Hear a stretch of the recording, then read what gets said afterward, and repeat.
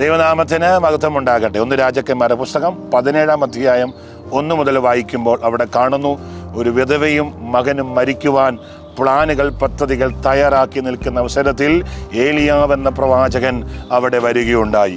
ഏലിയാവ് എന്ന പ്രവാചകനോട് വിധവ പറയുന്നു, ഞങ്ങളുടെ കയ്യിൽ അല്പം മാവും എണ്ണയുമുള്ളൂ, അതുണ്ടാക്കി കഴിച്ചതിന് ശേഷം ഞങ്ങൾ മരിക്കും. അടുത്ത ഭാഗം ഇങ്ങനെ വായിക്കുന്നു, ഭയപ്പെടേണ്ട, നീ അകത്തു ചെന്ന് ഒരടയുണ്ടാക്കി എനിക്ക് തരിക, അതിനുശേഷം നീ ചിന്തിച്ചതുപോലെ കാര്യങ്ങൾ ചെയ്യുക എന്ന് പറയുന്നു.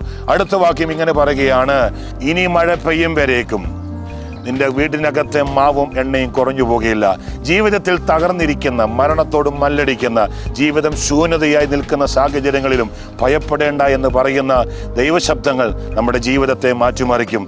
ഈ ശബ്ദം കേട്ടുകൊണ്ടിരിക്കുമ്പോൾ ജീവിതത്തിൽ സകലതും തകർന്നു, ഇനി രക്ഷയില്ല, മരിച്ചേക്കാം എന്ന് ചിന്തിക്കുന്ന സാഹചര്യമുണ്ടെങ്കിൽ വചനത്തിലൂടെ ഞാൻ നിങ്ങളോട് പറയുന്നു, ഭയപ്പെടേണ്ട, ഞാൻ നിന്റെ കൂടെയുണ്ട്. ഭ്രമിച്ചു നോക്കേണ്ട, ഞാൻ നിന്റെ ദൈവമാകുന്നു എന്ന് പറയുന്ന ദൈവശബ്ദം നിങ്ങളുടെ കാതുകളെ ബലപ്പെടുത്തട്ടെ. May God bless you.